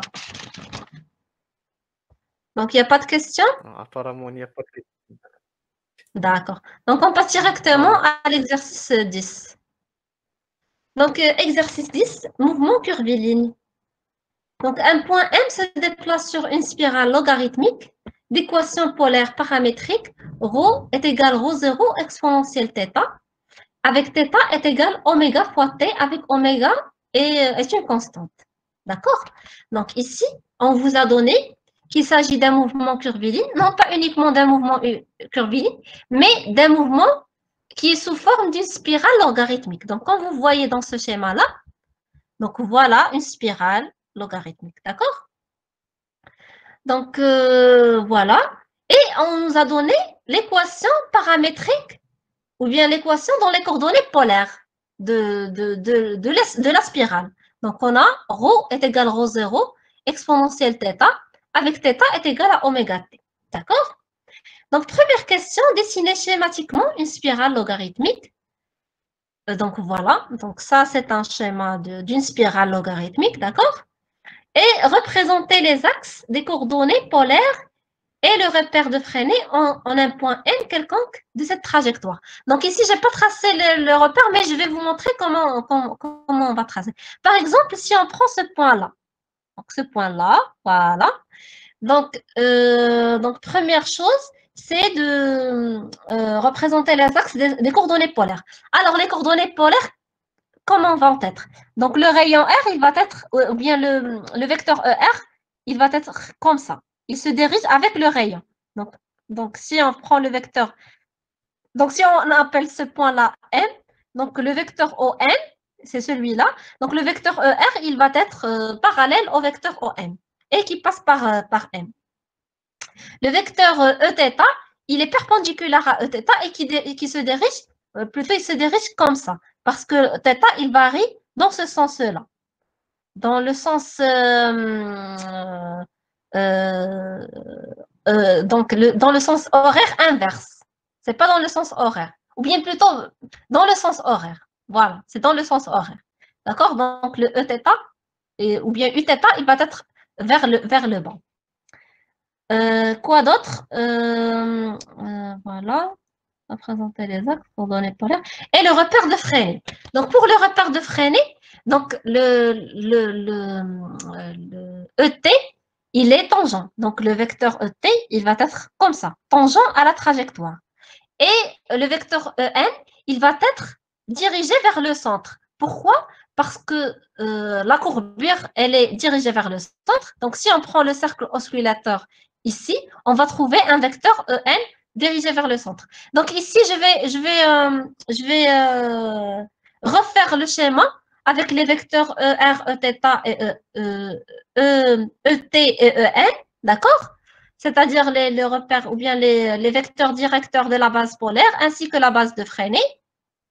Et je vais vous envoyer bien sûr la correction de cette série-là en totalité avec les modifications que je vais vous faire.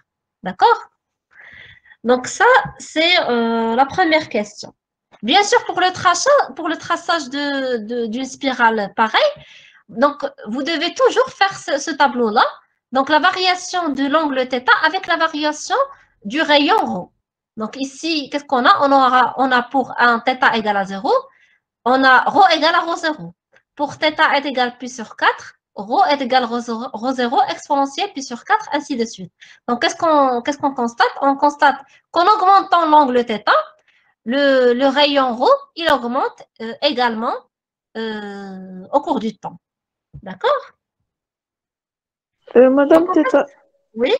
Teta هو اللي في l'axe des abscisses ولا l'axe لا تيتا ماشي هو لاكس دي زابسيس تيتا هو هاد لونغل هذا باش كيدور هاد لا سبيرال دونك تيتا شنو هو هي باغ اكزومبل سي اون برون هاد لو بوين هذا البوين تي ايغال ا 0 دونك تيتا ايغال ا 0 سي اون برون هاد لو بوين هذا كي ابارتيان لاكس او واي شنو غتكون عندنا هنايا تيتا est égal moins pi sur 2 d'accord donc l'angle il varie comme ça entre 0 et 2 pi يعني هنا في الاول كان 0 غيدور غيولي هنايا 2 بي اي انسي دو سويت داكوغ دونك هذا هو لونغل تيتا d'accord.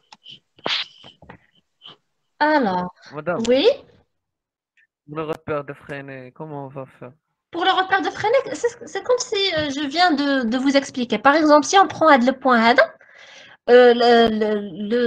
le vecteur tangent il est comment il est tangent à la trajectoire donc il va être comme ça.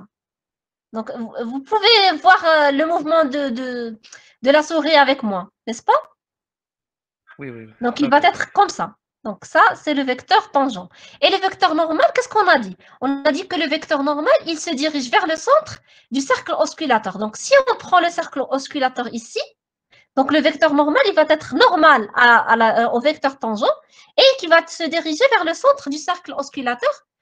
Ou bien finalement le centre il va se diriger vers le centre du repère. C'est le centre O. D'accord? Oui, d'accord, merci. Je vous en prie. Alors, donc, s'il n'y a pas d'autres questions, il y a d'autres questions? Madame, Oui. في l'axe des abscisses درنا هي θ moins oméga t. Θ moins oméga t. Je n'ai pas compris. Donc, flax des abscisses, qu'est-ce que tu veux dire θ moins oméga t? يعني الفاريابل اللي كاين في l'abscisse. La variable اللي كاين في l'abscisse, tu dois chaque point, tu dois lui donner son abscisse. Ou bien tu dois exprimer l'abscisse en fonction de ρ et de θ. D'accord. D'accord? Merci. Je vous en prie.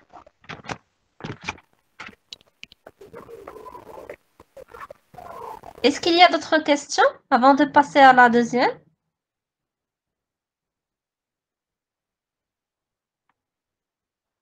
Donc s'il n'y a pas de questions, je vais passer à la deuxième question.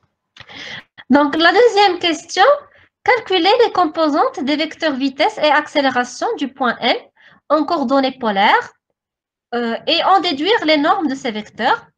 Donc, la deuxième partie, que vaut l'angle alpha? Que fait la vitesse avec le vecteur unitaire URO? Donc, la première des choses, c'est qu'on va calculer les vecteurs vitesse et accélération du point M. D'accord? Donc, si on prend le vecteur position OM, donc puisqu'on travaille avec les coordonnées polaires, donc le vecteur OM est égal à ρ suivant URO. D'accord? Et on a déjà l'expression de ρ égale à combien? Est égal à ρ0 fois exponentielle de θ. Donc, on remplace ici le vecteur OM par son expression. Donc, on aura OM est égal ρ0 exponentielle θ suivant U-ρ. D'accord? Donc, pour le calcul de la vitesse, donc on va dériver le vecteur position OM par rapport au temps. Et on aura quoi? On aura ρ0 puisque ρ0 c'est une constante. Donc, ρ0 fois θ point exponentielle de θ suivant U-ρ plus ρ0 θ point exponentielle de θ suivant uθ. Pourquoi? Parce qu'on a dérivé le vecteur U-ρ par rapport au temps qui est égal à θ point suivant uθ. D'accord? Donc, l'expression générale du vecteur vitesse, c'est donc θ point, c'est combien? θ point est égal à oméga. Donc, le vecteur vitesse va être égal à ρ0 oméga exponentielle de θ suivant U-ρ plus ρ0 oméga exponentielle de θ suivant uθ. Donc, plus simplement, c'est ρ fois oméga U-ρ plus uθ parce que ρ égale à ρ0 fois exponentielle de θ.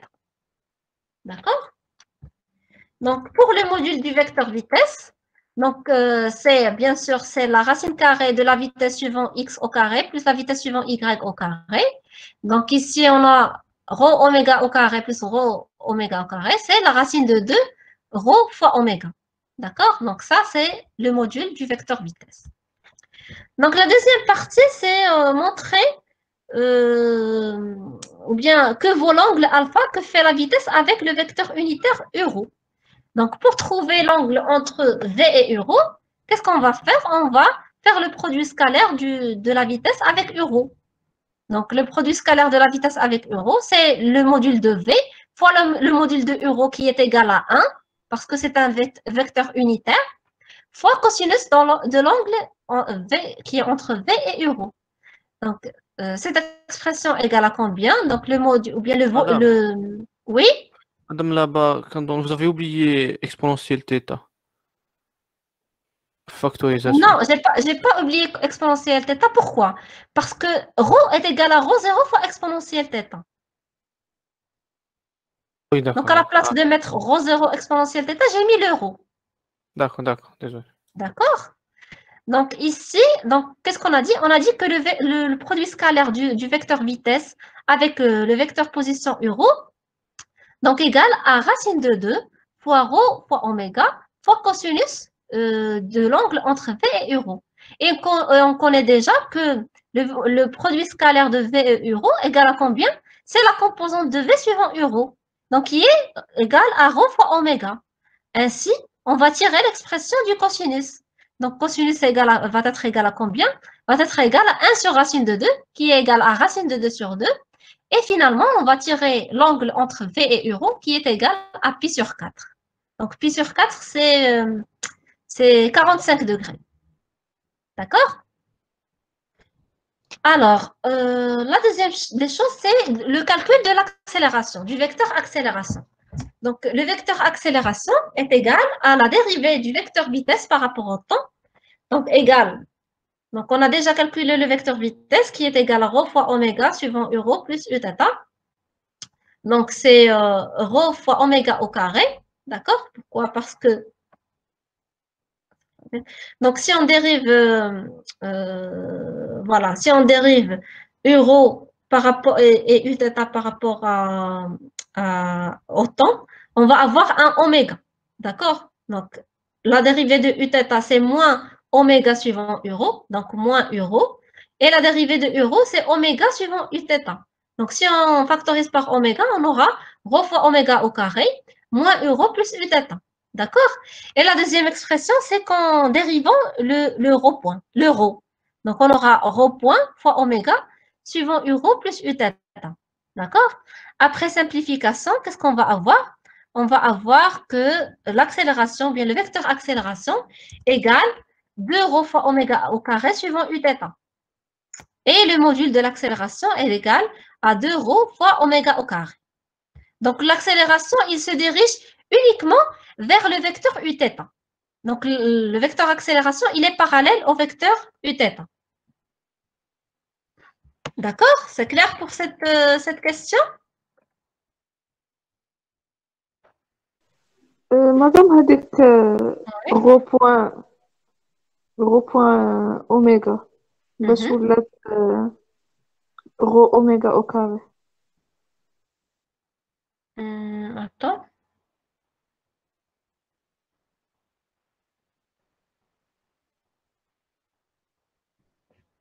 Oui, parce que rho point égale à combien? Rho point est égal, donc rho est égal rho 0 exponentielle θ. D'accord? Donc rho point est égal rho 0 fois θ point exponentielle θ. D'accord? Et θ point, c'est combien? C'est oméga. Donc on aura rho 0, oméga fois rho 0 fois exponentielle θ, c'est-à-dire oméga fois rho. Avec le oméga, c'est oméga au carré.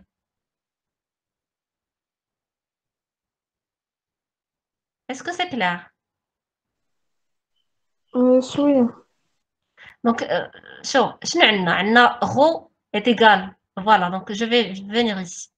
Donc, rho est égal rho 0 fois exponentielle θ. Si on dérive rho par rapport au temps, c'est-à-dire rho point, شنو غتجينا؟ غتجينا rho 0 fois θ point fois exponentielle de θ. و θ point شنو هي oméga. Donc, غتجينا هي rho point égale oméga fois rho 0 exponentielle de θ. Ou rho 0 exponentielle de θ هي rho. Donc, rho point غتجينا égale oméga fois rho. d'accord. D'accord?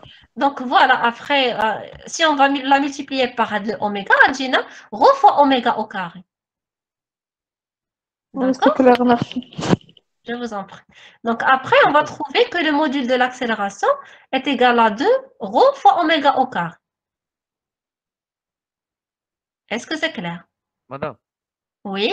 V scalaire U rho, pourquoi est égal à racine de 2 fois rho fois oméga fois cos ديال V U حيتاش rho. Pourquoi? oui. حيتاش شنو عندنا؟ Le produit scalaire, comment on le calcule? Comment on calcule le produit scalaire? C'est la norme de premier vecteur fois la norme du deuxième vecteur fois le cosinus de l'angle entre les deux vecteurs. N'est-ce pas? C'est ce Oui, qu'on a vu dans le premier chapitre. La définition du produit scalaire. oui, oui. Oui? Donc, c'est le module du premier vecteur, c'est le module de V, fois le module du deuxième vecteur. Donc, c'est un vecteur unitaire, c'est-à-dire son module est égal à 1.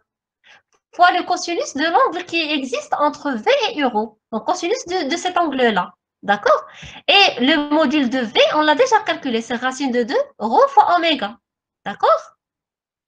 Et Oui, qu'est-ce qu'on a? Donc, ça, c'est la première expression. Donc, c'est celle-là. D'accord? La deuxième expression, c'est le produit scalaire, il est égal à rho fois oméga. Pourquoi? Parce qu'on a dit, déjà, quand on veut faire une projection d'un vecteur sur un autre vecteur, on fait le produit scalaire. Donc, si on fait la projection du vecteur V suivant U rho, c'est sa composante suivant U rho. Donc, il est égal à rho fois oméga. Donc, cette expression est égale à cette expression-là. Donc, à partir de ces deux expressions, bien à partir de cette équation-là, on peut tirer la valeur du cosinus. Donc, le cosinus, c'est rho oméga sur racine de 2 fois rho oméga. Donc, c'est égal à 1 sur racine de 2 qui est égal à racine de 2 sur 2. Et quel est l'angle dans le cosinus égal à racine de 2 sur 2? C'est pi sur 4 ou bien 45 degrés. oui, D'accord? Je vous en prie. Donc, je pense qu'on va passer à la troisième question. Voilà. Donc, troisième question, calculer le rayon de courbure. Donc, pour cette question, vous avez deux méthodes. Donc, la première méthode, c'est ce qu'on a fait dans l'exercice numéro 4. Vous vous rappelez de l'exercice numéro 4? Qu'est-ce qu'on a fait? On a calculé le vecteur tangent. Donc, le vecteur tangent UT est égal à combien? Est égal le vecteur vitesse sur la norme du vecteur vitesse. D'accord? Et on peut tirer ensuite l'accélération tangentielle et par la suite, on peut tirer l'accélération normale. Donc, cette méthode, elle est un peu longue et ça nécessite beaucoup de calculs. Ben, sinon, l'autre méthode qu'on va utiliser dans cette question-là, c'est quoi? On a l'accélération normale est égale le produit scalaire de l'accélération avec le vecteur normal. D'accord? Donc ici, soit le n, soit un. Donc, le produit scalaire de A, scalaire n, égale la norme de A, donc fois la norme de n qui est égale à 1, fois l'angle qui existe entre A et n. Donc, c'est quoi cet angle-là? Donc, qu'est-ce qu'on a? On a le vecteur A, il est suivant quoi? Il est suivant u-θ. C'est ce qu'on a trouvé tout à l'heure. On a trouvé que l'accélération, voilà, donc l'accélération, elle est suivant u-θ. D'accord? Donc, elle est parallèle à u-θ. Donc, u-θ, c'est celui-là. Donc, ici, on a schématisé les différents vecteurs directeurs. Donc, ici, c'est le u-θ. Et le vecteur accélération, il est parallèle, ou bien, voilà, parallèle à ce vecteur-là. D'accord?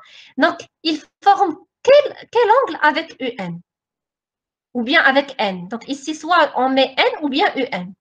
Il forme l'angle 45 degrés parce que tout à l'heure, qu'est-ce qu'on a vu?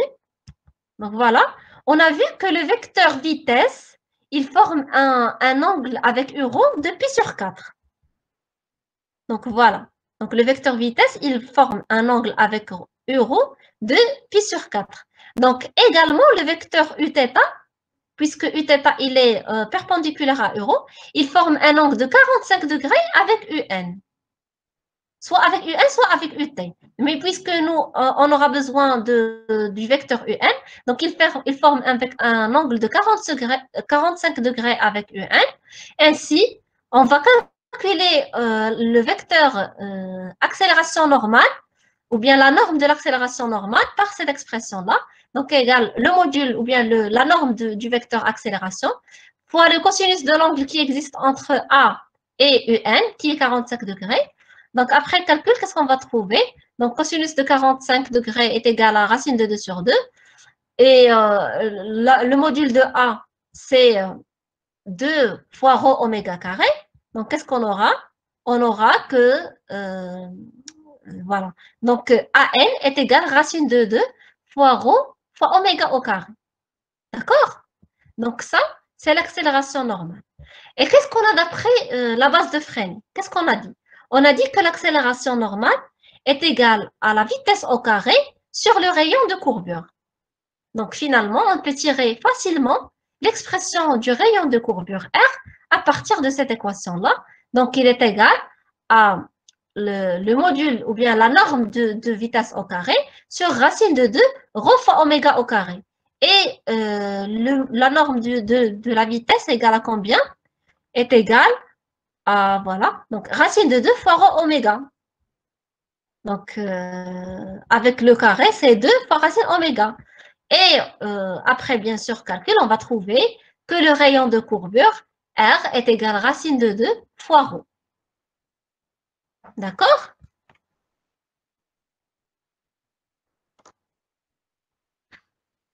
Est-ce que c'est clair? Donc, cette question-là, est-ce qu'elle a été claire?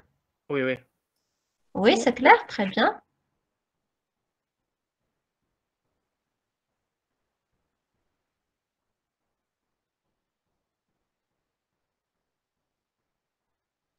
Donc, il n'y a pas de questions par rapport à la question numéro 3. Donc, s'il n'y a pas de questions, donc j'espère bien que vous avez effectivement bien compris cette question. Donc, comme j'ai dit, donc soit vous utilisez, soit vous faites cette méthode-là, ou bien vous faites la méthode qu'on va dire classique, mais qui nécessite beaucoup de calculs. Donc, comme je disais, donc on doit calculer le vecteur tangentiel. Après, on peut calculer le vecteur normal et on va calculer l'accélération tangentielle et l'accélération normale. Et à partir de l'accélération normale, on va tirer le rayon de courbure. Donc, vous avez deux méthodes que vous pouvez utiliser, soit l'une, soit l'autre. D'accord? Donc, on passe à la dernière question dans cet exercice-là. Donc, question numéro... Oui? La méthode l'autre. Pourquoi on aura besoin de les deux composantes? Les deux composantes de l'accélération? Oui. Parce qu'on doit tout d'abord calculer l'accélération tangentielle parce qu'elle est plus facile. On peut calculer le vecteur tangent facilement. Le vecteur tangent ou le vecteur vitesse sur le module du vecteur vitesse. D'accord? Donc, il est facile de calculer le vecteur tangent. Et si on calcule le vecteur tangent, on peut calculer l'accélération tangentielle. Directement, on a l'accélération tangentielle, c'est le produit scalaire de l'accélération avec le vecteur tangent. D'accord? Et pour trouver l'accélération normale, on va faire que l'accélération normale égale à l'accélération moins l'accélération tangentielle. D'accord. D'accord? Oui, C'est la d'accord. même méthode qu'on a fait dans l'exercice numéro 4. Donc, dans l'exercice numéro 4, c'est cette méthode qu'on a utilisée. D'accord? Mais puisqu'ici, on connaît l'angle qui existe entre l'accélération, le vecteur accélération et les vecteurs normaux, donc il est plus facile de mettre directement cette méthode-là. D'accord? Oui, d'accord, merci. Je vous en prie. Donc, on passe à la dernière question. Alors, dernière question. Le point M décrit la même spirale. Rho est égal à ρ0 exponentielle θ. Mais cette fois-ci, c'est la vitesse linéaire V qui est constante. Comment varie alors la vitesse angulaire au cours du temps? Donc, dans cette question, qu'est-ce qu'on nous a demandé? Donc, au cours de cet exercice numéro 10, qu'est-ce qu'on avait? On avait que la vitesse angulaire oméga, elle est constante. Donc, dans cet exercice, on a supposé que la vitesse angulaire oméga égale à une constante. Donc, dans cette question numéro 4, on nous dit que la vitesse angulaire oméga n'est plus une constante, mais elle varie au cours du temps. Par contre, la vitesse linéaire, c'est celle qui est constante. Donc, voilà ici, donc on a V est égal à une constante, mais on garde la même expression de la trajectoire qui est une trajectoire spirale. Donc, ρ est égal à ρ0 exponentielle de θ. D'accord? Maintenant, on doit trouver l'expression de oméga en fonction du temps. Donc, ici, on a que la vitesse linéaire égale à une constante et on a déjà calculé la vitesse linéaire. Elle est égale à racine de 2 fois ρ fois θ point. D'accord? Donc, c'est le module du vecteur vitesse. Donc, c'est celui-là. Donc, voilà. Donc, ici, on a fait racine de 2 ρ fois oméga, puisque θ point égale à une constante, il est égal à oméga, d'accord? Donc, ici, on va faire qu'il est égal à racine de 2 fois ρ fois θ point, qui est égal à une constante, d'accord? Donc, θ point, c'est quoi? C'est la dérivée de θ par rapport au temps. Donc, on va tirer la dérivée de θ par rapport au temps et on va diviser la vitesse par racine de 2 fois ρ. Donc, on aura d de θ sur dt est égal à V sur racine de 2 fois ρ. Et ρ égale à combien? Donc, on a déjà ρ est égal à ρ0 exponentielle θ. Donc, voilà. Donc, donc la dérivée de θ par rapport au temps égale à V sur racine de 2 ρ0 exponentielle de θ.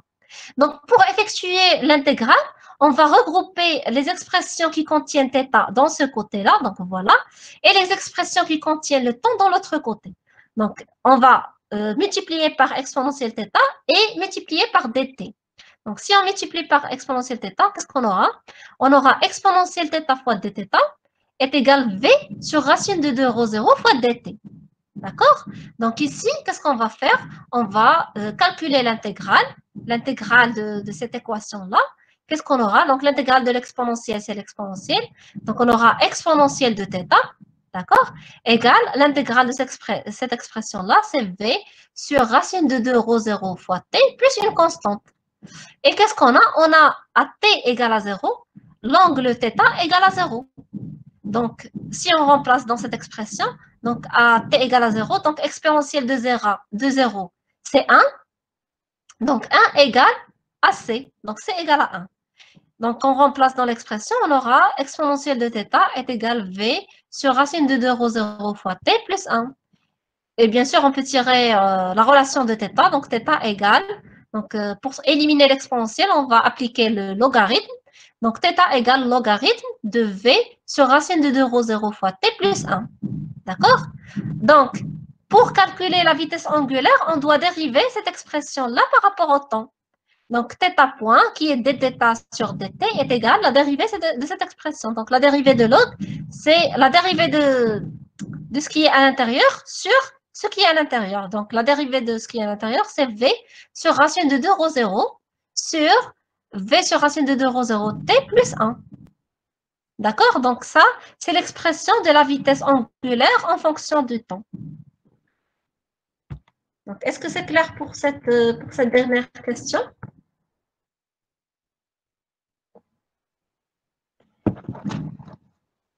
Madame, Oui. l'intégrale de d de θ, c'est θ, non? L'intégrale d'exponentielle d de θ est égale à l'exponentielle de θ. Oui, parce que ici, on intègre par rapport à θ. On n'intègre pas par rapport au temps. D'accord. D'accord? Quand on intègre par rapport à θ, donc l'exponentielle, si on dérive, c'est comme si tu vas dire la dérivée de exponentielle θ par rapport à θ, c'est quoi? C'est exponentielle de θ. Oui. D'accord?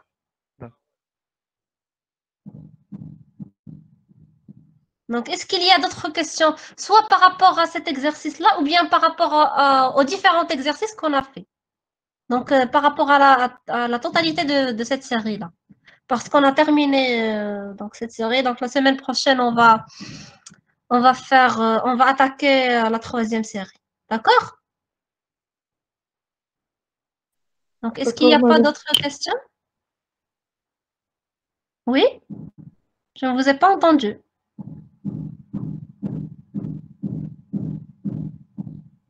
شكون اللي عطى الدرا بشي واحد كان واقيلا باغي يسول شي حاجه لا